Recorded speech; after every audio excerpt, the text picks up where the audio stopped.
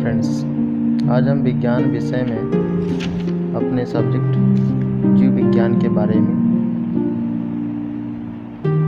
पढ़ते हैं। सबसे पहले हम जानते हैं विज्ञान किसे कहते हैं। तो विज्ञान शब्द की जो उत्पत्ति हुई है वो लैटिन भाषा के साइंसिया शब्द से हुई है, जिसका जो शाब्दिक अर्थ होता है उसका मतलब होता है कि ज्ञान अथवा किसी विषय वस्तु के बारे में जानकारी इकट्ठा करना। अगर हम इसकी परिभाषा की बात करते हैं तो किसी कारण की खोज में वास्तविक निरीक्षण एवं परीक्षणों द्वारा प्राप्त तथ्यों पर आधारित परिष्कृत एवं क्रमबद्ध ज्ञान को हम क्या कहते हैं? विज्ञान कहते हैं। Science is a systematic knowledge based on experiment, observation from investigation. अगर हम साधारण भाषा में बात करें तो किसी विषय का सुव्यवस्थित ज्ञान एवं क्रमबद्ध ज्ञान अर्जित करना ही क्या कहलाता है?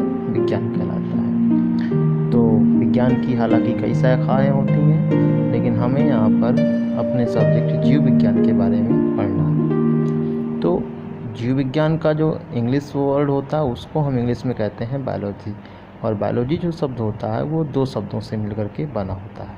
पहला जो वर्ड होता है वो होता है बायो और दूसरा होता है लॉजी। बायो का मतलब होता है जीव और लॉजी का मतलब होता है किसी विषय वस्तु का अध्ययन करना। अब बायोलॉजी अर्थात हमको इस शाखा में, इस विज्ञान के अंतर्गत क्या करना है?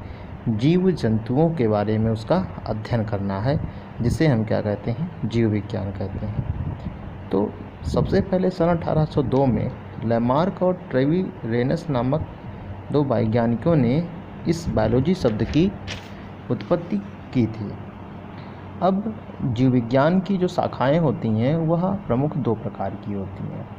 एक होता है जंतु विज्ञान, जिसको हम इंग्लिश में जूलॉजी कहते हैं, और दूसरा जो होता है वो होता है वनस्पति विज्ञान, जिसे हम बॉटनी कहते हैं। जंतु विज्ञान अर्थात हम इसमें केवल और केवल जंतुओं का अध्ययन करते हैं, उसे हम जंतु विज्ञान कहते हैं।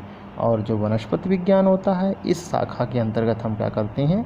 पौधों का अध्ययन करते हैं, उसे हम वनस्पति विज्ञान कहते हैं। जंतु विज्ञान के जो जनक हैं वो अरस्तु को कहा जाता है, और वनस्पति विज्ञान के जो जनक हैं उसे हम थियोफ्रिस्टस को कहा जाता है।